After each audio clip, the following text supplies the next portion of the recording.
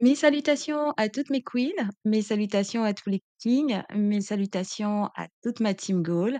Comme d'habitude, je suis ravie de vous retrouver. Bienvenue sur ma chaîne Devenir un couple goal, qui fait son petit chemin grâce à vous. Et je vous remercie pour tous vos abonnements, pour tous vos likes. Et je vous remercie de me soutenir et de soutenir cette cause noble et cette institution si noble qui est le couple.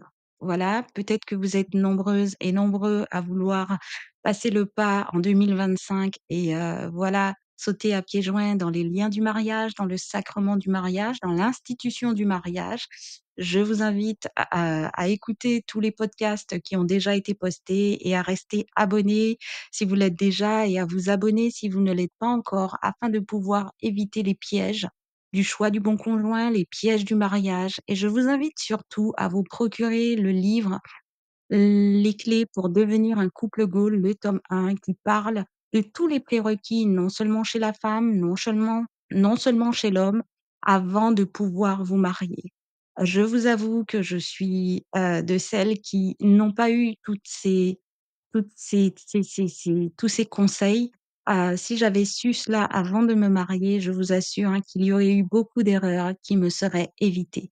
J'aurais voulu savoir tout cela, j'aurais voulu avoir justement, concrètement, tous ces éléments afin de pouvoir réellement savoir comment réagir dans certaines difficultés, savoir quoi dire, mais aussi savoir quoi faire.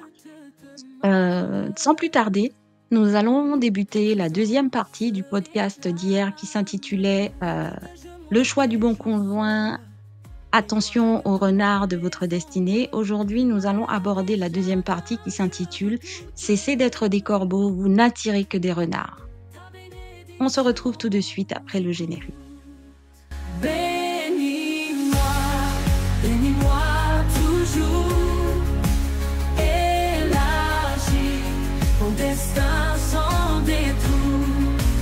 Avec toi, je n'ai plus peur, je veux vivre sans douleur.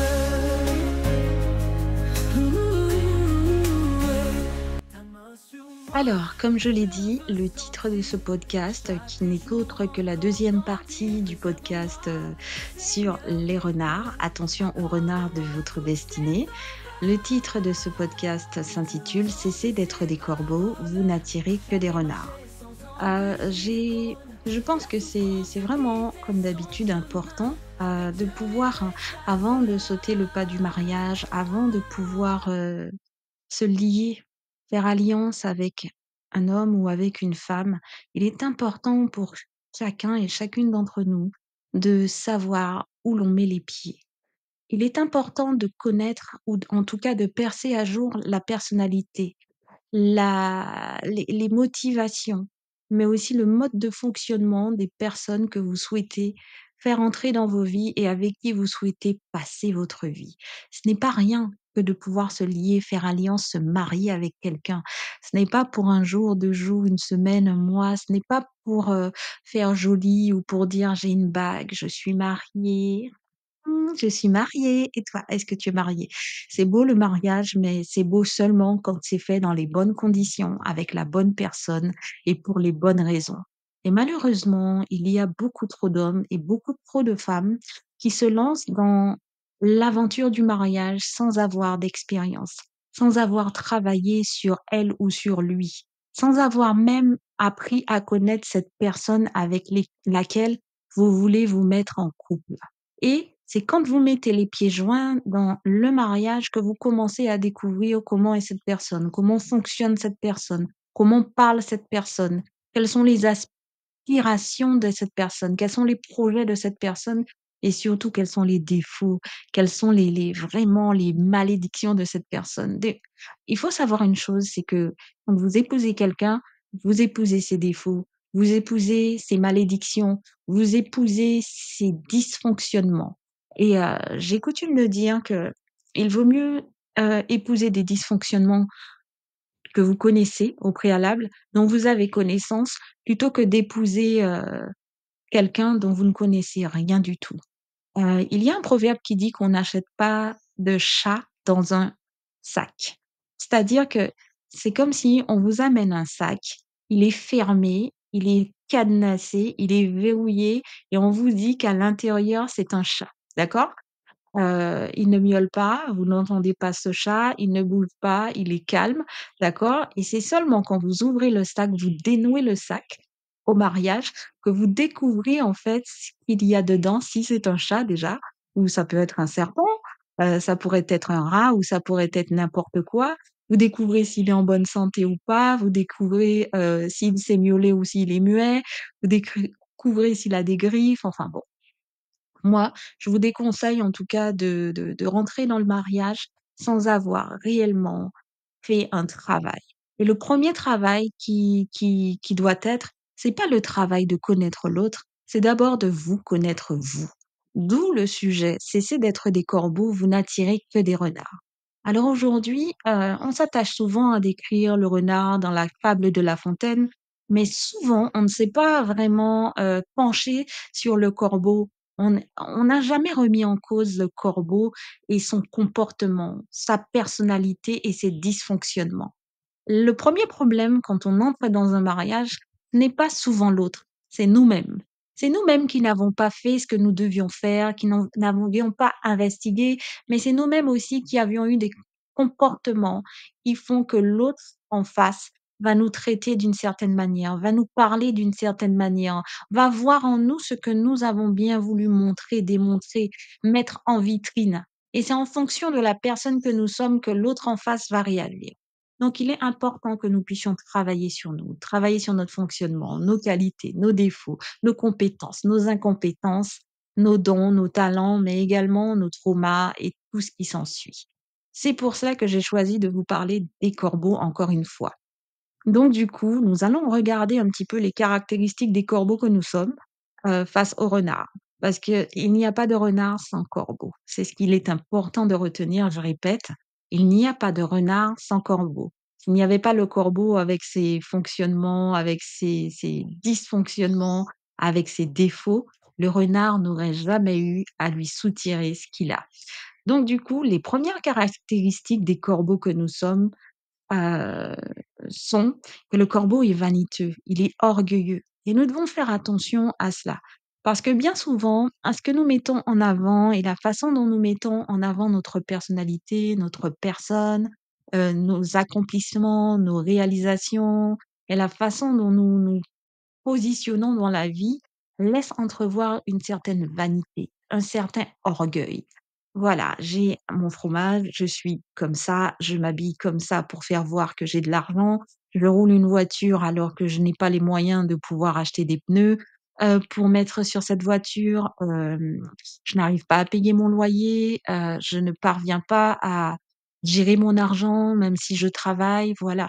Il y a beaucoup, beaucoup, beaucoup de choses que nous mettons en avant, mais quand on va vraiment fouiller et qu'on regarde vraiment concrètement de quoi il en retourne sur les personnes que nous sommes, là, il n'y a plus personne. Il n'y a plus vraiment de personnes qui puissent pouvoir gérer des finances. Il n'y a pas de personnes qui puissent tenir un foyer. Il n'y a pas de personnes qui puissent pouvoir porter des habits qui valent des 1000, des 2000 €, des marques, qui valent 2000 € et bien souvent, on porte une marque, mais ce sont des contrefaçons à 20 €, mais on veut démontrer qu'on porte un vêtement qui vaut 2000 €. Non, mais c'est quoi ça? Voilà, donc votre vitrine, c'est que vous portez un vêtement qui vaut 2000 €, vous l'avez acheté 20 € et donc c'est comme ça que vous souhaitez, séduire quelqu'un. C'est l'image que vous souhaitez donner de vous. Non, la vanité, l'orgueil, c'est quelque chose qui attire en tout cas les renards. Ils se disent: «Ah, elle ou il porte ce genre de vêtements, il met ce genre de parfum, il ou elle roule ce genre de voiture, il ou elle met en avant quand il ou elle parle qu'il sait tout faire, qu'il a des qualités comme ci, comme ça» et au final, cette personne viendra après vous pour ce que vous avez mis en vitrine, pour ce que vous avez mis en avant et pas pour la réelle personne que vous êtes, d'accord? Donc vous mettez des qualités, des qualités futiles, des compétences, superficielles, voire qui n'existent pas en avant, d'accord? Vous serez fréquenté pour ces choses que vous n'êtes pas et au final, vous serez plus perdant ou perdante que gagnant. Voilà. Le deuxième point que je voulais mettre en avant chez le corbeau, c'est qu'il manque de discrétion. C'est-à-dire que ce corbeau, il est perché en hauteur, donc ça signifie que s'il est perché, il est en hauteur, donc surexposé. Il se met encore en vitrine, il fait le spectacle, il fait le show, il veut que tout le monde le voie et pas seulement lui, mais surtout que tout le monde voit ce qu'il a dans son bec, son fromage. Donc il veut que tout le monde voit qu'il a les moyens, qu'il a un fromage, voilà. Et donc du coup, quand vous débutez une relation, assez souvent, les hommes comme les femmes, ils aiment bien mettre en avant ce qu'ils possèdent.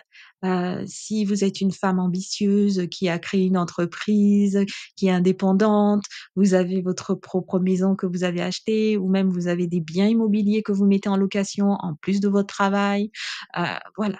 Il y a des hommes et des femmes qui viennent et qui mettent ça d'entrée de jeu sur la table. C'est-à-dire qu'ils manquent de discrétion sur ce qu'ils possèdent, sur leur pouvoir, sur leur puissance, sur leur pouvoir d'achat, sur combien ils pèsent, non seulement financièrement, mais également en termes de relations. Ils mettent en avant: «Ah oui, moi je connais telle personne aussi, c'est mon ami», voilà. Ils aiment mettre en avant, en fait, la superbe de leur personnalité, le côté vraiment, riche, le côté vraiment relationnel, le côté réseau, le côté, tout ce qui voilà, tout ce qui est bon de publicité, tout ce qui est, voilà, ils font leur propre pub.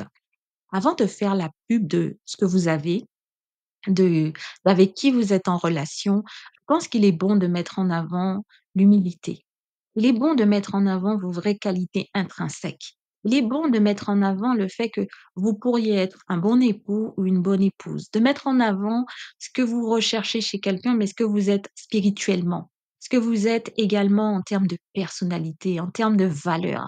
Voilà, ce sont ça, vraiment, les choses que vous devez mettre en avant et non vos biens, votre capacité financière, votre capacité relationnelle, votre réseau. Parce que sachez que quand vous manquez de discrétion sur ces points qui doivent être les derniers points que la personne qui veut vous fréquenter, qui veut vous épouser, qui veut se fiancer avec vous, va voir. C'est vraiment la dernière chose, vraiment le dernier palier, comme une cerise sur le gâteau que la personne doit découvrir chez vous.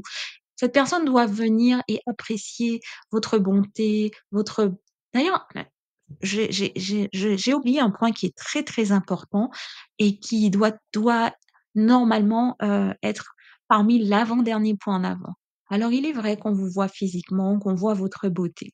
Mais il y a des femmes, ça c'est surtout chez les femmes, qui veulent mettre trop d'éléments de leur beauté en avant. C'est-à-dire qu'on peut voir que vous avez un beau visage, vous avez une belle chevelure, on peut voir que vous avez une jolie silhouette, mais vous ne devez pas mettre non plus trop en avant cette beauté que vous avez.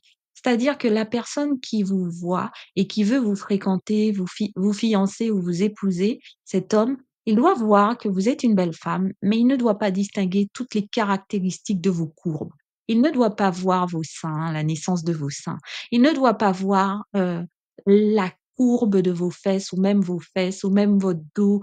Il y a pas trop de centimètres de votre peau que cette personne doit déjà découvrir bien avant d'entrer dans le mariage. Donc là aussi, vous devez être discrète sur votre beauté. Vous devez être discrète parce que déjà normalement cette personne n'est pas censée voir votre nudité avant la nuit de noces. Ça, qu'on soit très clair sur la question. Mais au-delà de ça, il y a des femmes qui trichent et qui, laissent voir une bonne partie de leur nudité de par les vêtements qu'elles vont porter, de par la façon dont elles vont se vêtir, de par la façon dont elles vont envoyer également des photos, des vidéos.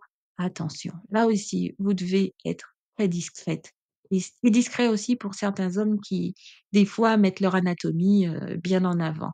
Pourquoi?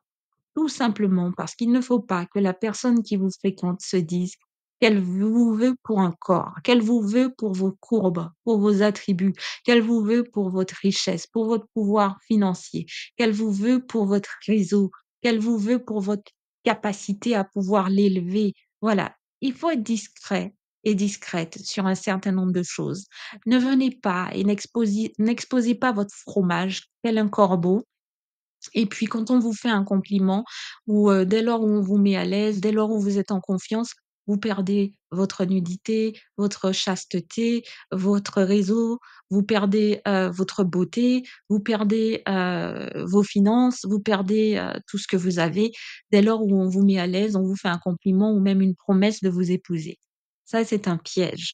Le 3e point, c'est que le corbeau est très, très émotif. Alors mes queens et mes kings, dès lors où, on vous fait un compliment, vous vous laissez aller à votre joie. Vous laissez aller et vous donnez tout. Voilà, vous êtes dans l'émotion. Vous êtes vraiment dans la culture de l'émotion. «Oh, il me trouve belle, il me trouve compétente. Oh, elle me trouve vraiment, l'homme par excellence, la masculinité. Oh, elle m'a fait un compliment». Dès lors où on vous complimente, vous lâchez tout.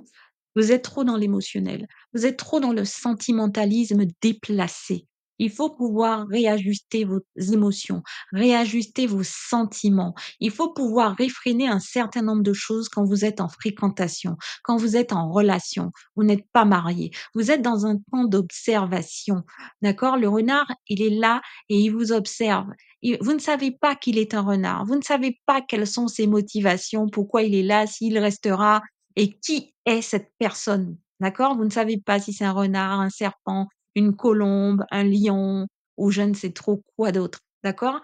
Donc vous ne pouvez pas vous permettre au moindre compliment ou alors au moindre, geste affectueux, voilà, je sais bien, il y a certaines personnes qui souffrent de dépendance affective, qui n'ont pas reçu d'affection, qui n'ont pas reçu de cadeaux, qui n'ont pas reçu le geste de tendresse, mais il faut travailler sur vous. Si vous savez que vous avez ces failles au préalable, si vous avez appris à vous connaître, vous devez mettre en place des mécanismes de défense qui vous permettent de pouvoir rester ferme dans vos positions, observer l'autre, d'accord? Tout en apprenant à connaître l'autre et ne pas vous lâcher et ne pas lâcher ce que vous avez tant que vous ne savez pas qui est l'autre. Ne pas vous lâcher dans les émotions, ne pas être quelqu'un qui est dans les émotions, dans le sentimentalisme et dans un affect déplacé ou dans un affect précoce qui vous fait tout perdre. Ensuite, le 6e point, c'est le manque d'estime de soi, le manque de confiance en soi.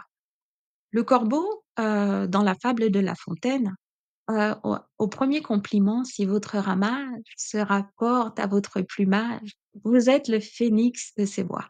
Alors écoutez-moi bien. Dès lors où vous avez en tout cas, nous, on voit qu'il y a un manque d'estime de soi, un manque de confiance en soi. Au 1er petit compliment, vous n'avez même pas vérifié si cette personne, pense vraiment ce qu'il dit ou ce qu'elle dit est sincère et vous vous mettez à mettre en avant encore plus votre voix, votre personne, voilà et vous en perdez tout ce que vous avez. C'est-à-dire qu'on vous fait un compliment et vous voulez montrer davantage de ce que vous avez. «Oui, oui, oui, je suis belle, regarde, regarde, regarde, comment je suis belle», vous vous mettez déjà toute nue. On vous fait un compliment, vous vous partez déjà chez l'esthéticienne, chez ci, chez X, Y, vous dépensez tout ce que vous avez gagné pour pouvoir encore plus donner, non, non, faut vous calmer. Faut vous calmer et puis surtout, il faut travailler sur vous, hein. Vous souffrez d'un manque d'estime de soi, d'un manque de confiance en soi. C'est pas au 1er petit compliment qu'on vous lâche, voilà, comme, une petite miette que vous allez, vous vendre, et voilà. Non, faut travailler sur vous. Ne soyez pas des corbeaux qui, au 1er compliment, perdent leur fromage et se mettent à pérorer, se mettent à hein, gonflent le torse ou montent le dos comme un chat pour montrer qu'ils sont des lions alors que ce sont des chats. D'accord? Ensuite, le 7e point, le corbeau est influençable. Ne soyez pas influençable. C'est facile de se laisser influencer quand on entre dans une relation. C'est facile de se laisser prendre dans des filets, surtout les filets des renards, ce sont des rusés, hein. Donc, il ne faut pas être influençable quand on entre dans une relation. Au contraire, vous devez vraiment avoir vos standards, avoir vos valeurs, avoir vraiment être ferme sur ce qui compte pour vous, ce qui est vrai pour vous et ce qui vraiment incarne la personne, l'idéal que vous souhaitez pour vous-même, mais aussi pour votre couple et pour la personne avec qui vous souhaitez vous mettre en relation.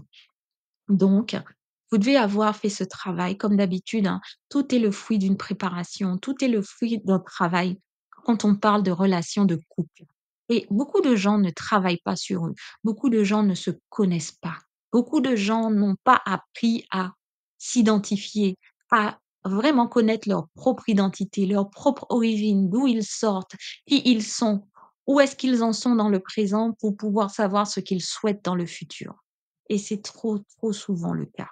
Ils arrivent, ils mettent le pied dans une relation et ils deviennent influençables. Là où le vent souffle, eh ben, ils penchent, voilà. Comme la queue d'une poule ou d'un coq, par le vent souffle à droite, ça penche à droite. Le vent souffle à gauche, ça penche à gauche. Vous ne pouvez pas vous permettre d'entrer dans une relation et d'adopter tous les principes, tous les standards ou toutes les valeurs d'une personne au détriment des vôtres. Vous allez vous perdre. Vous allez, tel le corbeau, perdre votre ramage, perdre votre plumage et perdre votre fromage. D'ailleurs, vous avez remarqué que les 3 rimes, ramage, fromage, plumage, vous allez perdre tout ce que vous aviez et vous allez vous retrouver comme un con ou comme une conne toute seule après et vous aurez tout perdu. Ensuite, le 8e point, c'est que le corbeau, les corbeaux que nous sommes, assez souvent, nous manquons de raisonnement. C'est-à-dire que dès lors où nous entrons dans une relation, nous devenons nous sommes dans l'émotion, comme je l'ai dit, et nous perdons notre logique, nous perdons notre raisonnement. Nous sommes aveuglés par les émotions, par les sentiments, par l'amour et même par des gestes ou par des services ou par des cadeaux que cette personne nous pas que ces personnes nous feront. Nous en perdons la raison. Nous oublions même de réfléchir, de raisonner et de se dire: «Attends, hop, hop, hop, Ève, je recule de 5 pas parce que là, je crois que» mais il faut se poser des questions. Pourquoi est-ce que, voilà, m'a offert telle chose? Pourquoi est-ce qu'il ou elle me dit cela? Il faut réfléchir parce que dans ce monde, les gens assez souvent ne font rien sans rien. Bien souvent, quand vous ne connaissez pas quelqu'un, vous ne pouvez pas lui accorder le bénéfice du doute. Vous ne pouvez pas lui accorder le bon Dieu sans confession, comme on dit souvent. Vous devez, dans une relation, tant que vous n'êtes pas marié, questionner les actes que la personne pose, questionner les paroles, questionner les motivations de cette personne. Vous ne devez pas manquer de raisonnement. Vous devez au contraire être en excès de raisonnement. Parce que justement, c'est l'absence de raisonnement qui fait que beaucoup de couples sont en échec, que beaucoup de queens et de kings se retrouvent dans des relations vraiment, où c'est déjà perdu d'avance, où le divorce leur pend au nez depuis le jour où ils sont mariés, même avant le mariage. C'était déjà programmé. Donc, il faut faire absolument attention. Nous devons être vraiment très, très, très, très, très, très, mais très vigilants. Nous devons veiller à travailler sur notre personnalité, travailler sur nos valeurs, travailler sur notre identité, travailler sur notre spiritualité, travailler sur nos affects. C'est très important. Travailler nos émotions, notre système émotionnel. Vous voyez cela? Ça, c'est très important en relation. Vous ne pouvez pas vous permettre dans une relation c'est-à-dire fréquentation, mais même fiançailles, de mettre en avant les émotions et les sentiments. Vous devez vraiment mettre en avant la spiritualité et la raison. Je suis désolée et trop souvent, on met l'amour, en haut. C'est vraiment la bannière de votre relation, c'est vraiment le drapeau, c'est vraiment, ce qui est le plus quand on vous regarde, vous avez des yeux de merlan frit, vous n'avez plus de cerveau, vous n'avez qu'un gros cœur et puis il y a même pas une petite partie réservée au cerveau. Voilà, vous vous retrouvez avec un cœur ambulant quand vous êtes en relation, alors que c'est le contraire qui doit se faire. Vous devez vous retrouver avec un cerveau ambulant et seulement quand vous entrez dans la relation, vous faites grossir ce cœur et il devient, non pas dominant, mais vous trouvez un équilibre entre le cerveau, le cœur et l'âme. Voilà, tout est question de vraiment de parité, tout est question d'équité dans même dans le couple. Même les éléments que vous utilisez pour aimer, pour développer la relation, pour cultiver la relation, et ce doit être fait avec une certaine équité. D'accord? Il faut qu'il y ait de la raison, de la spiritualité et du cœur. Ce n'est pas que du cœur. Donc, ne soyez plus des corbeaux, soyons des aigles. Apprenons à devenir des aigles, à prendre de la hauteur, prendre de l'altitude. Voilà, pour pouvoir avoir ce regard, cette vision pensante. D'accord? Et quand nous prenons une décision, il faut qu'elle soit réfléchie, il faut qu'elle soit pesée avant d'emballer et de partir avec. Voilà. C'était, l'enseignement que je voulais que nous puissions tirer de ce podcast qui s'intitule «Cessez d'être des corbeaux, vous attirez des renards».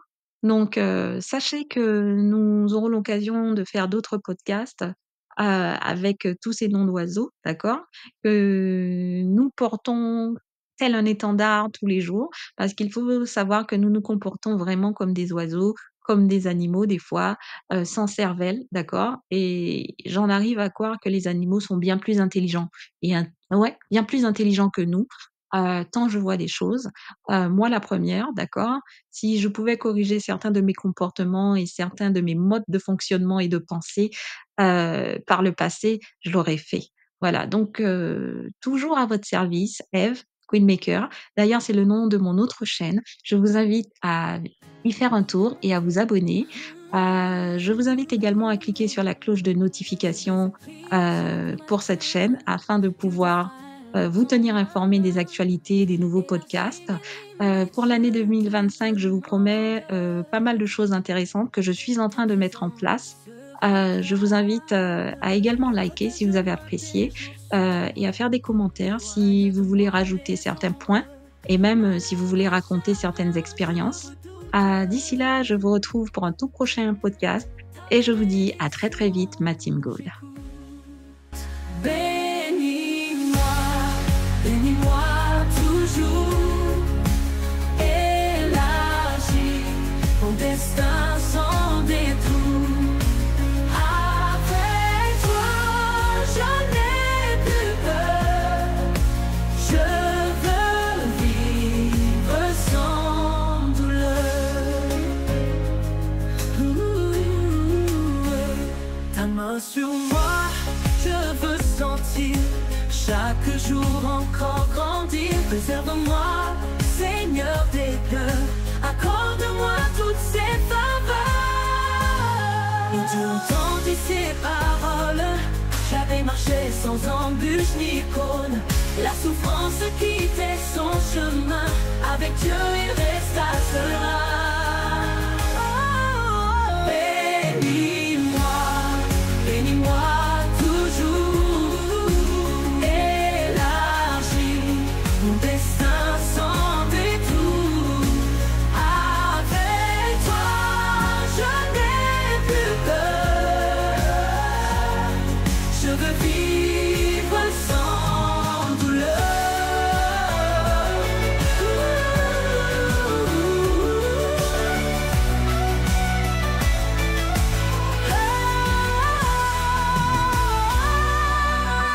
Bénis-moi, bénis-moi, bénis-moi toujours, élargis mon destin sans détour.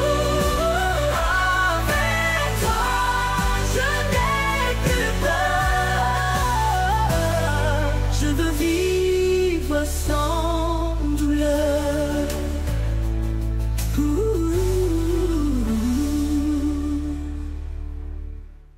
Ta main sur moi, je veux sentir chaque jour encore grandir. Préserve-moi, Seigneur des cœurs, accorde-moi toutes ces